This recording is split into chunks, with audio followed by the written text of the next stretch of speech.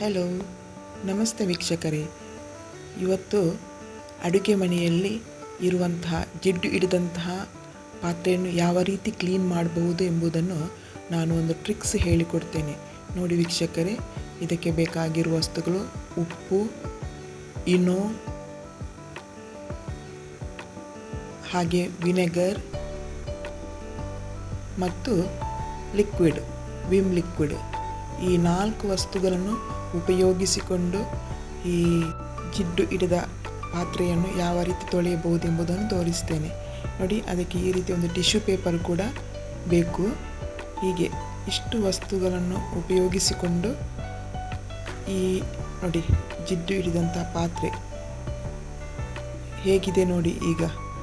ಈಗ ನಾನು ಇದರ ಮೇಲೆ ಉಪ್ಪನ್ನು ಹಾಕ್ತೇನೆ. ಉಪ್ಪನ್ನು ಇಡೀ ಆ ಪಾತ್ರೆಯ ಸುತ್ತಲೂ ಸವರಿ ಇಡುತ್ತೇನೆ.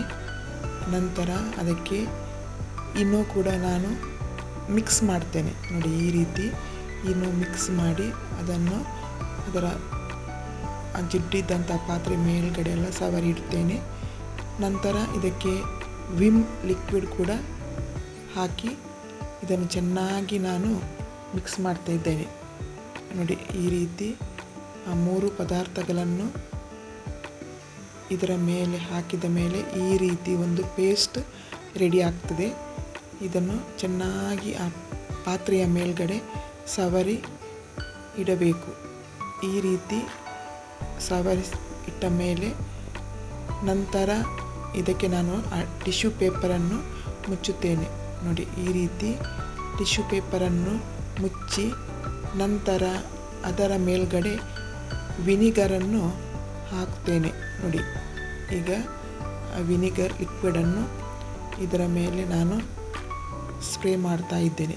ನೋಡಿ, ಇದರ ರಿಯಾಕ್ಷನ್ ನೋಡಿ. ಈಗ ಈ ರೀತಿ ವಿನಿಗರ್ ಹಾಕಿದ ಮೇಲೆ 1-2-3 ನಿಮಿಷ ಇದನ್ನು ಬಿಟ್ಟು ನಂತರ ನಾನು ಚೆನ್ನಾಗಿ ನೀರಲ್ಲಿ ಉಜ್ಜಿ ತೊಳೆಯುತ್ತೇನೆ. ನೋಡಿ ಹೇಗಾಯಿತು, ನೀವೇ ನೋಡಿ. ಆಗ ಹೇಗಿತ್ತು, ಈಗ ಹೇಗೆ ಆಯಿತು. ಇನ್ನೂ ಕೂಡ ಒಂದು ಜಾಸ್ತಿ ಇಟ್ಟರೆ ಇನ್ನೂ ಕೂಡ ಕ್ಲೀನ್ ಆಗ್ತಿತ್ತು. ಇದೊಂದು ಒಳ್ಳೆಯ ಟ್ರಿಕ್ಸ್ ಅಂತ ಹೇಳ್ಬೋದು. ವೀಕ್ಷಕರೇ, ಈ ಟ್ರಿಕ್ಸ್ ಬಗ್ಗೆ ನಿಮಗೆ ಏನು ಅನಿಸಿತು? ಕಮೆಂಟ್ಸ್ ಮಾಡಿ, ಲೈಕ್ ಮಾಡಿ, ಶೇರ್ ಮಾಡಿ. Thank you.